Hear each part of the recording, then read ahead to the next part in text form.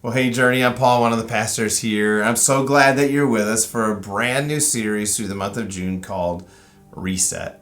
You know, when someone comes up to you and they're like, hey, how's it going? What's up? Like, our response oftentimes is nothing much, or good, or fine, or a lot of times we'll answer busy. How am I doing? I'm busy, right? Busy, busy, busy. And that's kind of the American culture, right? It's like we're always busy. I think we take pride oftentimes in being busy. And if you've got kids, like you're super busy, right? You end up being the social calendar for them and calendar coordinator. You're the Uber driver. You're driving kids all over the place. Oftentimes, you're even having a hard time finding mealtime together. You're eating way too much fast food because, you're just running from place to place to place. And then you get to the weekends and man, you got so much stuff to do. If you're not traveling for sports, you still have yard work and laundry and cleaning to do, and then your side hustle, and then you think about spending time with your spouse. You're like, oh man, okay, we got to figure out time to do something.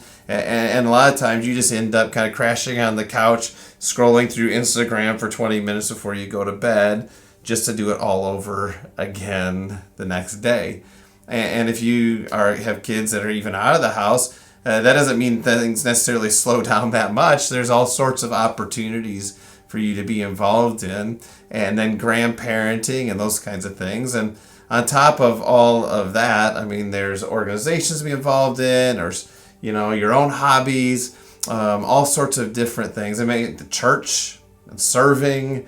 And it can just feel like we're going, like busy, busy, busy all the time. And it can be, if we're honest, exhausting. And so maybe your summer doesn't change things. Maybe it even gets busier. But for most of us, summer begins to put a pause on some things. It slows some things down, right? Our sports schedule slows down. We get into some different rhythms of life. We're maybe taking some vacations or going on some camping weekends or getting a little bit of extra time off because school's out. And so it affords us the opportunity to look at things a little bit differently. And so as we head into the summer season, we want to talk about having a reset in our lives. We were made to rest, release, and remember. And when we do, we can get a new rhythm to life that can actually bring freedom and peace to our life. And I think for most of us, we would say we need it, right? We are people by our human nature that are energy machines, right? We go all the time, but you can't go without it depleting your energy, and you need to recharge those batteries, right? You hear people say things like, I'm burning the candle at both ends. Well, you can only do that so long before there's no candle left, right? We need to be able to recharge our batteries. Think about like a car with oil, right? Like if you see the little sticker in your window and you're like, oh, I'm supposed to get my oil, and you just blow past that by 5,000 miles, 10,000 miles, 15,000 miles. You're like, I don't have time to take a pit stop and it'll save me money. I got things to do and places to go and people to see. I mean, that's all fine. And it can feel like, you're saving time, you're saving money.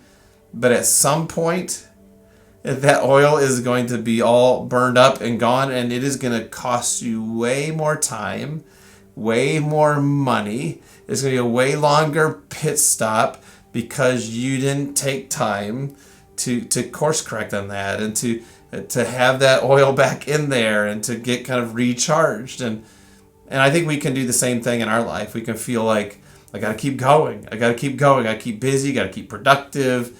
I don't have time to kind of recharge my batteries. I don't have time to have a reset. But eventually, if you don't do that, you will burn out, and it will cost you way more than it would have for you to kind of consistently recharge your batteries. Or think about your phone, right? Like every once in a while, it's good to just turn your phone totally off to let it reset. And we need the same thing. There's time we just need to be able to turn off so that we can reset. And in this series, we want to talk about those kinds of issues.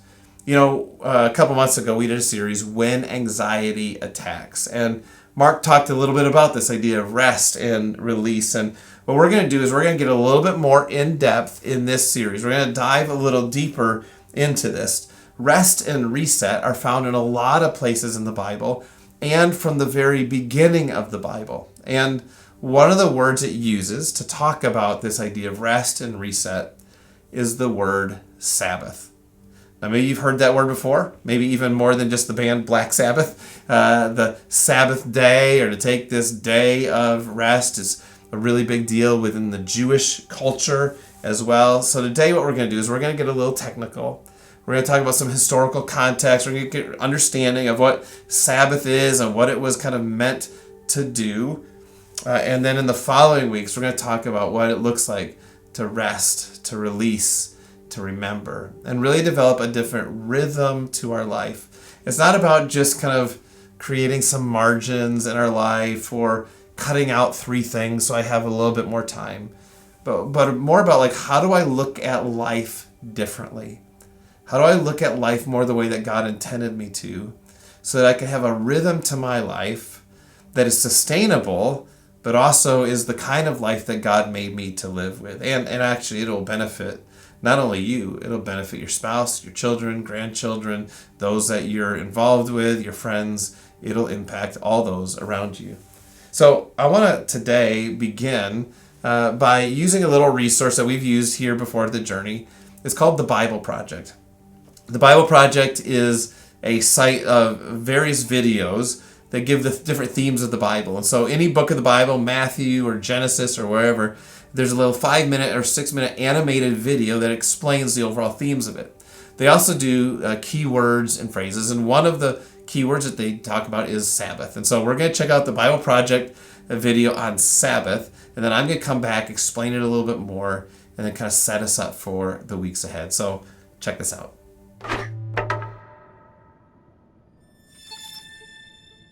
The number 7 is a big deal in the Bible. Yeah, in biblical Hebrew, the word 7 is connected to the idea of fullness or completeness. And that's something we all long for, but don't often experience. Instead, we find ourselves working endlessly, fighting back chaos with no real rest. Yes.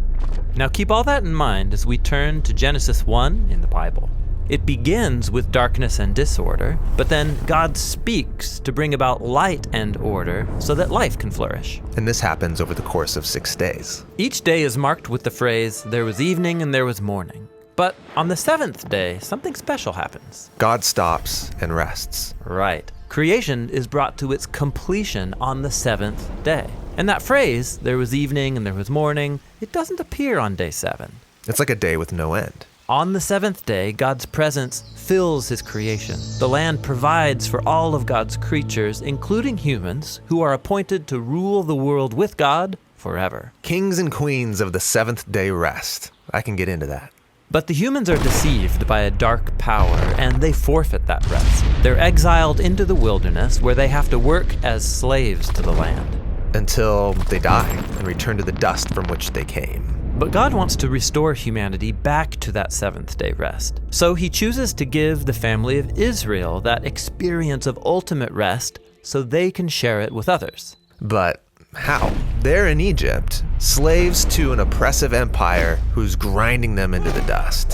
So God confronts Egypt and he liberates the Israelites, taking them through the darkness and chaos on the way to the promised land. Now, while they're on their way, they find themselves in the wilderness. It's easy to get lost, life is a struggle. They're not in the land of rest yet. But while they're on the way, God invites them in the wilderness to start living as if they're in the promised land. But how do you practice the future rest in the wilderness? Well, God tells them that every 7th day they are to stop their work, or in Hebrew, to Shabbat, so that they can rest and enjoy God's good world. So take a whole day to live as if the ultimate rest has already come. Yeah, this is the Sabbath, celebrated every week on the 7th day. But there's more. The Sabbath is just one of 7 festivals that Israel practiced every year, each one anticipating that 7th day rest. That is a lot of 7s. And there's even more. Every 7 years, the Israelites were to liberate slaves, forgive debts, and let the land rest for a whole year. And then, every 7 times 7 years was the ultimate 7th day rest, called the the year of Jubilee. If anyone had lost their land or gone into debt, all was forgiven, everything restored. Wow, so the Sabbath, these feasts, the year of Jubilee, it's all pointing towards the hope of future rest. Right. Now, when the Israelites went into the land, they forgot their God, and so they forfeited their chance for rest in the promised land. They're exiled and enslaved again by an oppressive nation, led back into a world of chaos and disorder. But Israel's prophets said that their exile would end one day, and that the ultimate jubilee of freedom and rest would come, but generations go by, and they're still waiting. It's at this dark point in the story that Jesus appears, and he launches his public mission on a Sabbath day. Yeah, he read aloud from the scroll of Isaiah, saying that it was time for all captives and slaves to be released because this was the year of the Lord's favor. What did he mean, this is the year of the Lord's favor? He was talking about the ultimate jubilee. Also, Jesus is claiming that seventh-day rest would come through him. Right, he said that he was the Lord of the Sabbath, and he confronted disorder and darkness in all of its forms, liberating people from sickness, sin, even from death itself. Yet, Jesus was killed, so even his work was undone. Well, it seemed that way. But notice, Jesus timed his death to take place at the end of the week.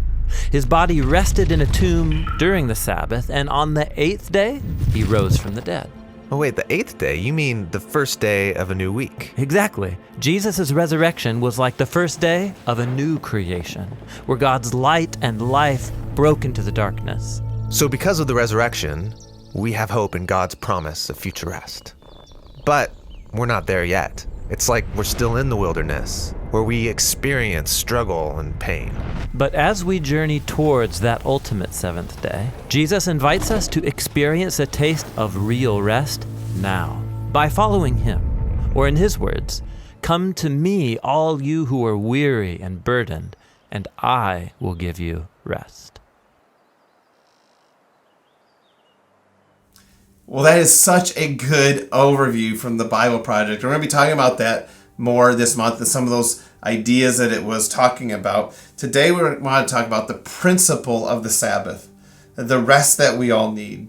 But we wanted you to see this concept that Sabbath or rest is right there from the very first pages of the Bible. We see it all throughout the Bible, and it finds its kind of ultimate fulfillment in Jesus. That Jesus is the one in which we can find our rest. And then he really points also to an ultimate rest that we can experience as well in eternity. And so we're going to talk more about that in the weeks ahead. We're going to explain more about that as we go along. Today I want to highlight a few more of the principles of Sabbath, of rest, of reset. We actually see this concept in the 10 Commandments. Maybe you're familiar with those. You're maybe familiar with some of those, right? Like I think that like, do not steal and don't kill is in there. I want to talk through those just a little bit. In Exodus chapter 20, verse 8 through 11, we read in the 10 Commandments this talk about the Sabbath. It's actually the fourth of the 10 Commandments. It says this: "Remember the Sabbath day by keeping it holy. 6 days you shall labor and do all your work, but the seventh day is a Sabbath to the Lord your God. On it you shall not do any work, neither you, nor your son or daughter, nor your male or female servant, nor your animals, nor any foreigner residing in your towns. For in 6 days the Lord made the heavens and the earth, the sea and all that is in them, and then he rested on the seventh day. Therefore the Lord blessed the Sabbath day and made it holy." So that's the fourth out of 10 commandments. Now, the three right before it are also talking about God as the primary focus. It's things like don't worship any other gods, don't make any images or bow down to any other images, don't take the Lord's name in vain. And then this one about how God was the creator of all, and then we're to take a Sabbath. The first four are all about God. They're reminding us about who God is, about the power of God, about the creative nature of God, and that he's the only one worth worshiping. That he created all of these things, and this is what this fourth one, the Sabbath, is talking about. He created all these things in 6 days, and then on the seventh day he rested from all the great work that he had done. And so he tells them, remember the Sabbath. Now, Sabbath simply means rest or cease working. We need to remember how God rested, and remember who he was. Remember his all-powerful nature. Remember that he is the creator and sustainer, that he's the provider, that he's their help. God wanted them to remember the power of God, and that they would, in this rest, that they would remember him, that their hearts would be turned to him, that there would be a special day to honor him. And there was a special sign of their relationship between God and them was this idea of this Sabbath day where they would rest and reflect on him. God then tells Moses to remind the people of that. In Exodus 31, verse 13. So we were just in Exodus 20. Exodus 31 says this: "Say to the Israelites, you must observe my Sabbaths. And this will be a sign between me and you for the generations to come, so that you may know that I am the Lord who makes you holy."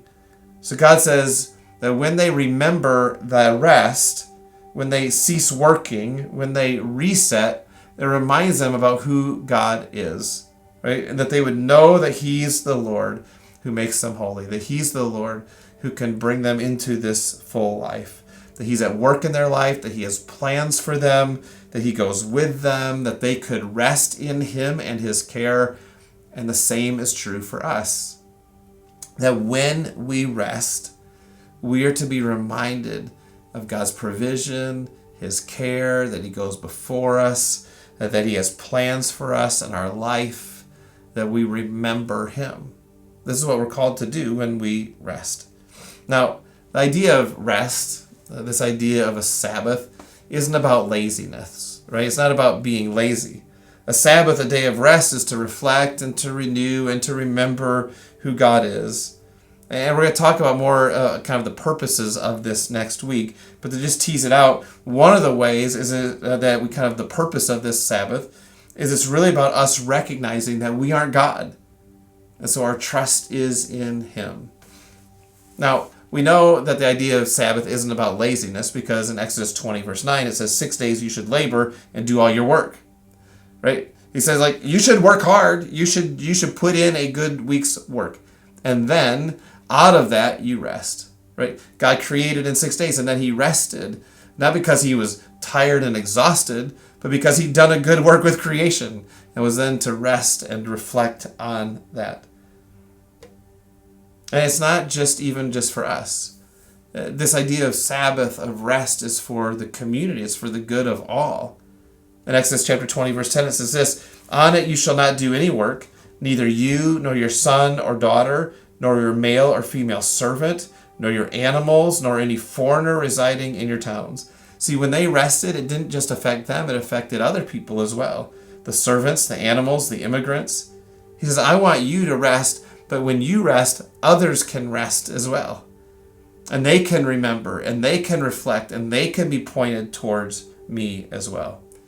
In Deuteronomy chapter 5. So Exodus is the second book of the Bible. Deuteronomy is the fifth book of the Bible. In Deuteronomy chapter 5, it's looking back to Exodus 20 and to those 10 commandments. In Deuteronomy chapter 5, verse 15, it adds this.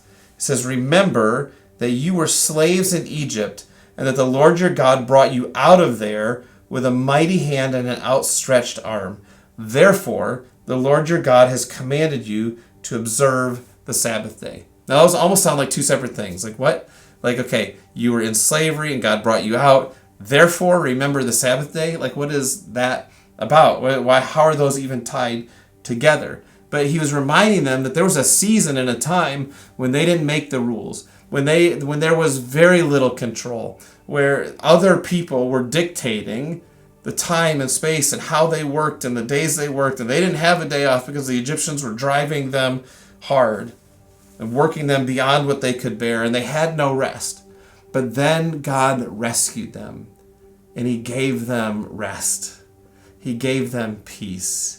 He brought them out of slavery. So he says, I want you to remember back to those days when it was beyond what you could bear and you had no rest, and to remember that I'm the one who brought you and brings you rest, and I want you to give the same thing to other people, to give the same kind of grace and kindness to others that I gave to you.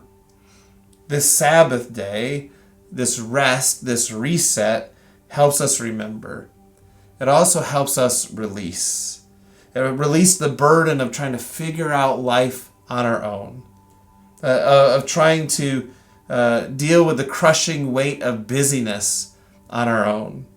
Of always being on, of always being productive.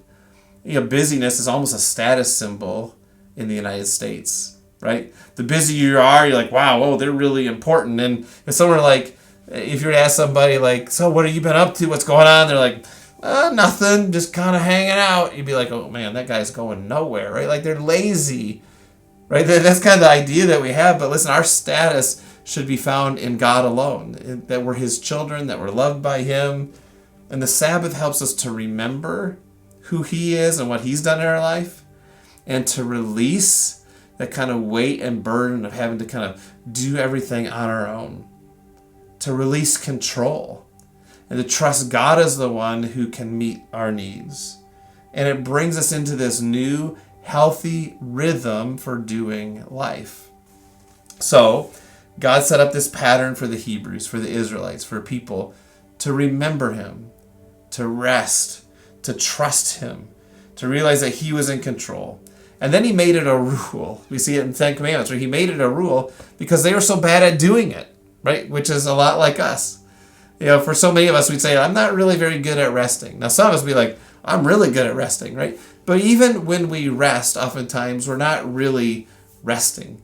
We still want to be in control, right? We're still worried about all sorts of other things that are going on. We oftentimes don't remember God. And even when we're resting, we're not really resting. Sometimes we're escaping, things. Sometimes we're filled with worry and anxiety.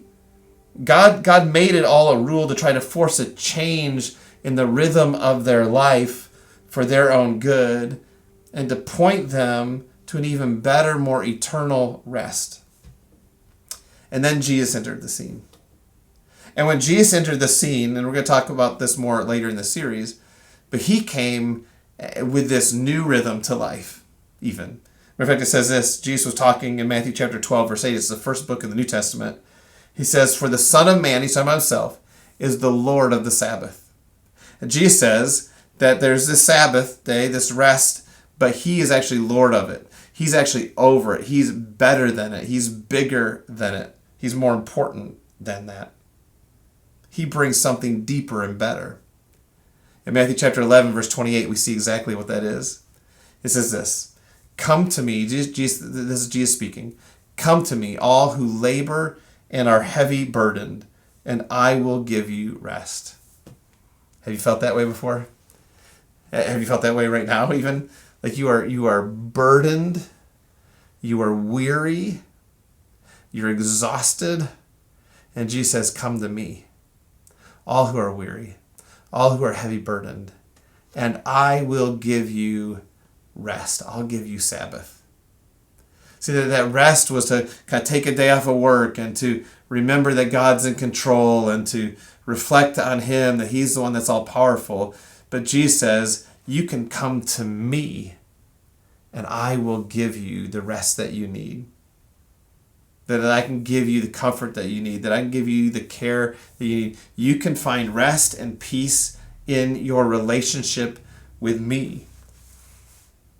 In Colossians chapter 2, verse 16 and 17, it's way at the back of the New Testament of the Bible. The author is writing to the church, to followers of Jesus, about having freedom from a rules-based existence. They're all about religion, not relationship. And he says this in verse 16. Therefore, don't let anyone judge you by what you eat or drink, or regard to a religious festival, a new moon celebration, or Sabbath day, all these kind of rules that had been in place. Like people were judging each other, like, why are you eating this, and why are you drinking that, and you didn't do this on that festival, and why did you do that on the Sabbath day? He says, don't let people judge you based on that stuff. And he says this, these are a shadow of the things that were to come. The reality, however, is found in Christ. What's he saying? He's saying this, that these different rules, including the Sabbath day, they were there to help point you towards the life that God had for you, but they were just a shadow. And the reality, the real thing, was Jesus. So when Jesus came, he becomes the Lord of the Sabbath. He's the one that we can find our rest in. If you're trying to find your rest in all sorts of different things, like if I just go on vacation, if I just do this, if I just do that, I mean, those are all good things, right? But our real rest, real peace, real freedom is found in Jesus.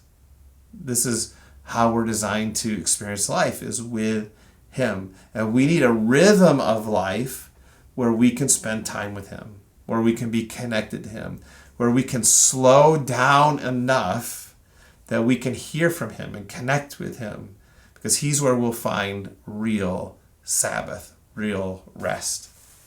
The Sabbath and the rules, those were just a shadow of what was to come. We need to find our rest in Jesus. So this principle of the Sabbath, of this rest, is to be a blessing to us and a reminder that we aren't alone, that we aren't in control, but that he is, and he promises to be with us always.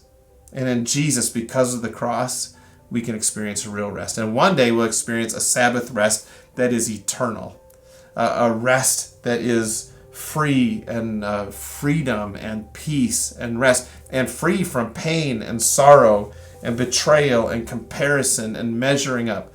But until then, we need to change the rhythm of our life so we can rest and remember and release and to place our trust in him. So in the coming weeks, we're going to be talking and diving more into the purpose of this reset, of the practice of this reset. Like, how do we actually do that and live it out? And not just, again, creating some boundaries or taking a couple things away from our schedule, but how do I get into this different rhythm of life where I'm resting in Jesus? Because this is the way that I'm going to experience real peace, real freedom, where I can slow the pace of my life in such a way that even in the busy seasons, I'm resting in him. God made us to live this way. And so we want to put into practice some of these things over this next month. And again, summertime is a great time to do that, to do a little bit of a reset. So I want to encourage you, and this is a little technical today, I want to encourage you to join us over these next weeks, that we begin to develop a new rhythm for living that will bring real freedom to your life. Let's pray. God, I pray in these next weeks that we would begin to develop new rhythms and habits and a new rhythm to life, that we would remember and release to you our control, that we would trust you, that we remember that you are the one who's our provider and protector, that we would reflect back on who you are, and that we would trust you.